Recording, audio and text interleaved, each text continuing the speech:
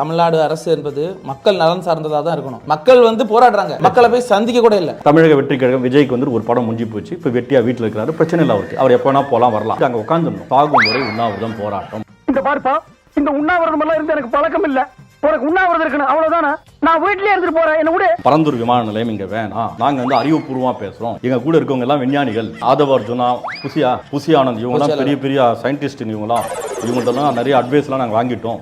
இந்த இடம் சரியில்லை, அந்த இடத்துல கட்டுங்கன்னு சொல்லியிருந்தாருன்னா கெத்துலாம். எல்லாம் ஒன்னால வர்றது.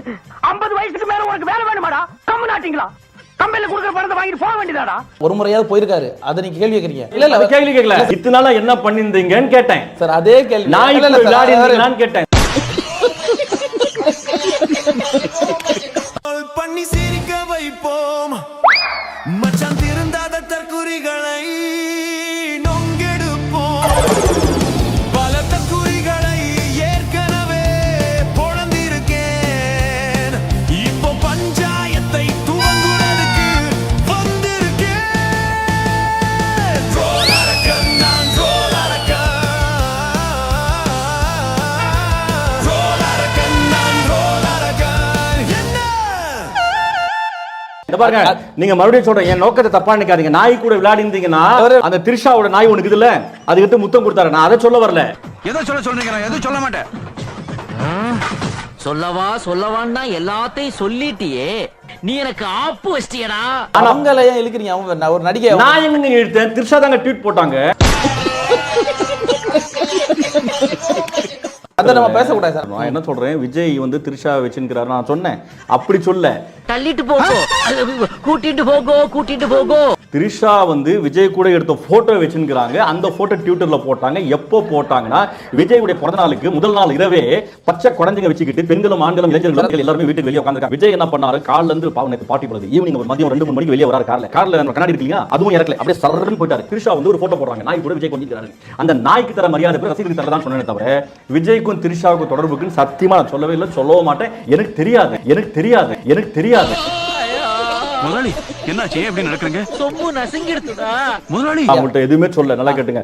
விஜய் வீட்டு பக்கத்துல நடிகர் இவருக்கார பாரதிஜா பையன் மனோஜ், எனக்கு க்ளோஸ் ஃப்ரெண்டு. மனோஜ் அப்ப சொன்னாரு, இந்த பாருங்க தலைவர், 2 மணிக்கு நான் பாக்குறேன் திரிஷா வந்து வெளியே போகுது விஜய் வீட்டுலன்னு சொன்னாரு.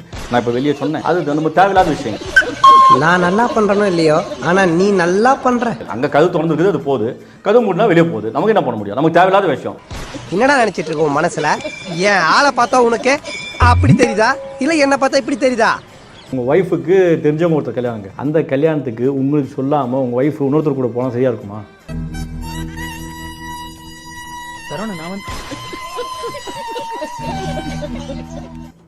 சரியா இருக்காது, தப்பு தானே? அவ்வளோதான் மேட்டர். அதே மாதிரி தான் கீர்த்தி சுரேஷ் கல்யாணம் இருக்கும்போது விஜய்க்கு பொண்டாட்டி பிள்ளைங்க குடும்பம் இருக்கும்போது அவங்கள கூட்டு போகாம திருட்டுத்தனமா திரிஷாவை கூட்டு போறாங்க. மானம் கெட்ட பையன் பொறுக்கிறதுக்கு புறப்பட்டான். வெக்கலன்னு தெரிஞ்சு திரும்ப அதே கேக்குறேன். திருமண வீட்டுக்கு போக கூடாதுன்னு எப்படி சார் நீங்க சொல்லலாம்? நான் எங்க சொன்னேன்? அது ஒரு தனிப்பட்ட விதம் சார். நீங்க தான் சொன்னீங்க திருமண வீட்டுக்கு எப்படி போலான்னு கேக்குறீங்க.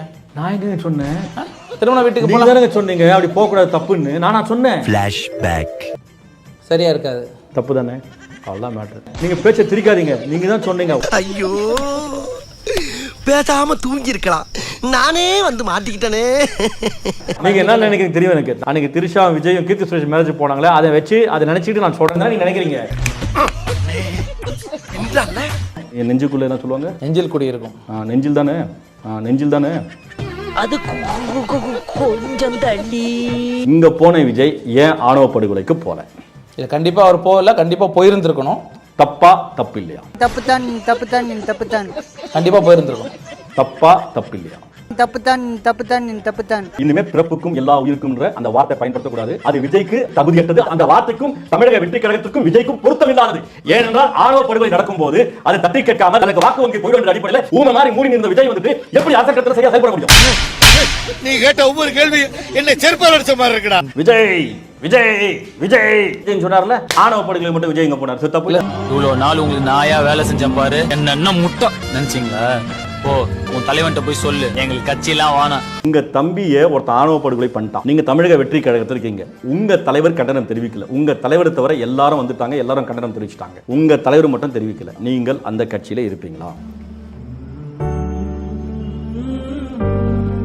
கண்டிப்பா இருக்க மாட்டோம். கண்டிப்பா இருக்க மாட்டோம். அப்போ மற்ற அரசியல்வாதி தான் அப்படி இருக்கிறாங்கன்னு பார்த்தா நீ வந்து தான் கிழிப்ப இந்த நாட்டையே மாத்துன்னு நினைச்சேன். கேவலம் சாதி ஓட்டு வேணும்னு நினைச்சிட்டு நீ மூடின்னு உட்கார்ந்துருக்கா, அப்ப என்ன மயிருக்கு நீ கட்சி ஆரம்பிச்ச? எதுக்கு நீ அரசியலுக்கு வந்து?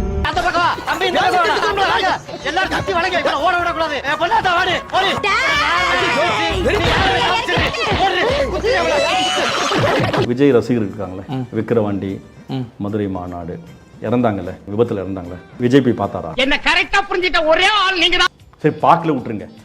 2வது மாநாடு நடத்தினார்ல, அந்த இறந்தவங்களுடைய போட்டோ வச்சு ஒரு நன்றி தெரிவிச்சு உங்களை இறந்துட்டுமேன்னு சொல்லணும் ஒரு வார்த்தை சொல்லியிருந்தா அந்த குடும்பத்துக்கு எவ்வளவு ஆறுதலா இருக்கும். கண்டிப்பா விஜய் போய் சொன்னா ஆறுதலா இருக்கும். ஆழ்ந்த வருத்தத்தோட தெரிவித்துக் கொள்கிறேன் அப்படின்னு ஒரு வார்த்தை சொல்லலாம். ஏன் சொல்லலாம்? என் குடும்பத்துல என் உயிர் தானே இருக்கு. கழகத்துல இருந்து ஒரு போன் ஒரு மெசேஜ் எதுவுமே வரல. அப்புறம் இவ்வளவு நேரம் உழைச்சதுக்காக என்ன பலன் இருக்கு சொல்லுங்க? ஒரு தொண்டனுக்காக இல்லைன்னா அப்புறம் என்ன அது? நாங்க இழப்பீல்லாம் கேட்கலங்க, ஒரு ஆறுதல். எனக்கு அவ்வளவு பெரிய மாநாடு நடந்துச்சுல, இந்த மாதிரி திருச்சி மாவட்டம் என்னோட நிர்வாகி அப்படின்னு விஜய் ஒரு வார்த்தை சொல்லிருக்கலாம்ல, ஏன் சொல்லல?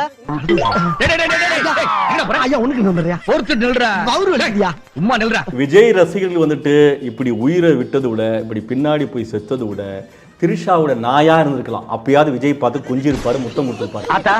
இவருதான் மானஸ்தன். மானஸ்தனா? மூஞ்சி பார்த்தா அப்படி தெரியலையே. கள்ளச்சாராயத்துக்கு நீ போல, லாக்அப் டெத்துக்கு போல, எல்லாத்துக்கும் போயிட்டு தனக்கு அந்தந்த மாவட்டத்தோடைய அந்தந்த ஊருடைய ஓட்டு வேணும்னு சொல்லிட்டு நீலி கண்ணீர் விட்டு நாடகம் செலுத்திய விஜய்க்கு தன் கட்சிக்காரனுக்காக ஏன் போல? அது வந்து கிராமத்துல ஒரு செயல் நடந்த ஒரு விஷயம் நடந்தாலும் உடனடியாக அந்த இடத்துல ஒரு பொறுப்பாளரோ அந்த மாவட்ட நிர்வாகியோ போய் நிக்கிறான். அவங்களுக்கு தேவையான எல்லாத்தையும் பண்ணி விடுறாங்க சார். யார் பணத்துல? ரசிகர்களுடைய அவங்களுடைய தொண்டருடைய பணத்துல செய்யறாங்க. ஆக மொத்தத்துல விஜய் கீழ இருந்து பாக்கெட்ல இருந்து ஒரு ரூபா போறது இல்ல, ரசிகர் தான். பல கோடி ரூபாய் சம்பளத்தை விட்டுட்டு வந்திருக்காரு சார். கும்பகோணத்துல குழந்தைங்க, பச்சில குழந்தைங்க தீயால கருகி செத்தாங்க. நீலி கண்ணீர் விட்டார் விஜய். அந்த குடும்பத்துக்கு என்ன வேணுமோ நான் செய்யறேன்னு சொன்னாரு. இன்னைக்கு இருக்கும் அந்த குடும்பத்தை எட்டியும் பார்க்கல, திரும்பியும் பார்க்கல, ஒரு உதவியும் செய்யல. எதுக்கு கொடுக்கணும்? எது கொடுக்கணும்? என் மனசு சந்தோஷமா இருக்கணும்னு வள்ளல் தருமபுரம் நீ சொன்ன, ஓ மனசு சந்தோஷமா இருக்கணும்னு வெண்பொங்கல் மசாலா தோசை நான் சொன்னேன். அதுக்கு இதுக்கு சரியா போச்சு. போட இவனை அடிச்சு துரத்தே. ஈழத்து மக்கள் பாதிக்கப்பட்டாங்களே, ஆமா. அப்ப விஜய் எவ்வளவு கொடுத்தாரு? எவ்வளவு? பல லட்சம் ரூபாய் கொடுத்திருப்பாரு. திரு மன்சூர் அலிகான் 25,000, ஆட்சி மனோரமா அவர்கள் 25,000, இளைய தளபதி விஜய் ரசிகர் மன்றத்தின் சார்பில் 500 ரூபாய். உங்க கிழக்கு தேசிய நோண்ட ஏண்டா இது என்ன சினிமா தியேட்டரா? எட்டி மிதிச்சனா? நடிகர் விஜய் அவர்களிடம் கையெழுத்து வாங்குவதற்காக நாங்கள் படப்பிடிப்பு தளத்திற்கு சென்றோம். அவர்கள் இதை பார்த்தவுடன் ஐ ஆம் நாட் இன்ட்ரெஸ்டட் என்று சொல்லி எங்களுக்கு திருப்பி அனுப்பிவிட்டார்கள். உடனடியாக அவருடைய தந்தையார் S.A. சந்திரசேகரனிடம் நாங்கள் தொலைபேசி பண்ணி இனப்படுகொலை குற்றவாளி ராஜபக்சேவை தண்டிப்பதற்கான ஒரு கையொப்பம் என்று நாங்கள் பேசினோம். ஆனால் அவர் இல்லை, கையெழுத்து போட முடியாது, இதற்கு நாங்கள் அதற்கு ஒப்புக்கொள்ள மாட்டோம் என்று சொல்லிவிட்டார். பொன்மொழி பேசி புறப்பட்டு வந்த என்ன புரட்டி புரட்டி எடுத்துட்டீங்களா? ரொம்ப சந்தோஷம்டா, ரொம்ப சந்தோஷம். மன்சூர் அலிகான் 25,000, படத்துடைய கதாநாயகன் நடிக்கக்கூடிய நடிகர் விஜய் வெறும் 500 ரூபாய், 200 கோடி விட்டுட்டு வந்தாருன்றீங்களா? அத பத்தி நானும் உங்ககிட்ட தனியா பேசணும்னு தான் நினைச்சேன். அது என்ன ஆகி போச்சுன்னா, அது அப்படித்தான். அப்படியே போய் ஊர் நிலவரத்தை தெரிஞ்சுக்கிட்டு வா. உண்மையாவே 200 கோடி விட்டு வந்தவர் இருந்தா அன்னைக்கு 500 ரூபாய் போட்டுருப்பாரா? இல்ல சார், அப்ப இன்னைக்கு ஏன் விட்டு வந்தாரு? இப்ப அதெல்லாம் சந்தேகமா இருக்கு நமக்கு. இவன் போய் சொல்றான். அப்போ அந்த 200 கோடிக்கு ஈடாக இங்க டீலிங் நடந்துச்சு. அதான் சொல்ல சார், இன்னைக்கு 200 கோடி விட்டு வந்திருக்காரு சார். தமிழ்நாட்டு மக்களுக்கு எல்லாத்தையும் அதுதான் சொல்றேன். அட முட்டாளுங்களே, அட அணில் குஞ்சுங்களே, நீங்க ஏமாந்து போகாதீங்கடா. இந்த ஏமாத்துறான் அவங்கள. சினிமா வேற, இது வேற. சினிமா சினிமா வேற, அரசியல் களம் வேற. இதுதான் இந்த அணில் குஞ்சுங்களுக்கு தெரிய மாட்டேங்குது. முட்டாளுங்க அப்படியே பைத்தியக்காரத்தனமா ஆடுறாங்க. அது புரிய மாட்டேங்குது பாரு. உங்களுக்கு புரியுது கூட அவங்களுக்கு இல்ல. தொண்டர்லாம் மாறிட்டாங்க சார் இன்னைக்கு. அதுதான் சரி, அரசியல் படுத்தப்பட்டாங்க. நீங்க அதை பாராட்டணும் சார். உண்மையிலேயே அதப்பா புரட்டிடுவானுங்க. ஏன்னா நீ ஓடிடுவ, நான் தாட்டா மாட்டுவேன். அவர் அணில் கூட்டன்னு சொல்றாருல, நாங்க அணிலுக்கு கூட இல்ல.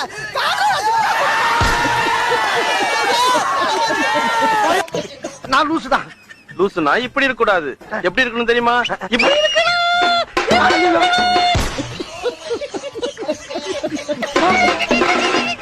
அரசியல் வந்து சினிமா தான் சொல்லி கொடுக்கணும்ன்ற ஒரு இதை நீங்க விதைக்கிறீங்க. அது தப்பு இல்லையா? அதுதாங்க நானும் சொல்றேன். அணில் குஞ்சுங்களே நடிப்பா பாருங்கடா, அரசியல் களத்துக்கு கொண்டு வரதுன்னு சொல்றேன். அதை விட்டுருங்க. இருக்காரு சார், ஈழத்துக்காண்டி உண்ணாவிரதம் இருந்திருக்காரு. உண்ணாவிரதம் மட்டும் வந்தாரு, 500 ரூபாய் கொடுத்தாருல, அதுவும் சொல்லுங்க. சினிமான்ற ஒரு கலை சார், கலையா பார்த்துட்டு போயிருங்க. அதுதாங்க, அந்த நடிப்பை பார்த்து இந்த அணில் குஞ்சுங்க பைத்தியமா வந்துட்டு கூட்டமா நிக்குதுங்க. மத்த கட்சிக்கு இது நடக்கலன்னா கூட்டமே வரதில்ல, ஆளே வரதில்ல சார். மற்ற கட்சி கூட்டம் வந்தாலும் அடுத்தவங்க கடையை சூறையாடுறது, பேனரை கிழிக்கிறது, கடை மேல குரங்கு மாதிரி ஏறி உட்காருது, மரத்து மேல ஏறி உட்காருது, கரண்ட் கம்பில ஏறுறது, இதெல்லாம் பண்ண மாட்டாங்க.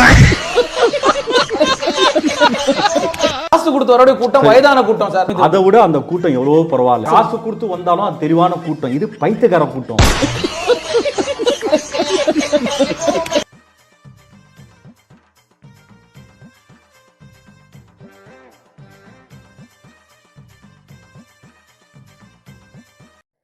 திராவிடம் தான் வள்ளுவனை படிக்க வைத்ததா, ஔவையாரை படிக்க வைத்ததா அப்படிம்பாரு அடித்தொண்டிலிருந்து. திராவிடம் வள்ளுவனையும் ஔவையாரையும் படிக்க வைக்கவில்லை, கரெக்ட் தான்.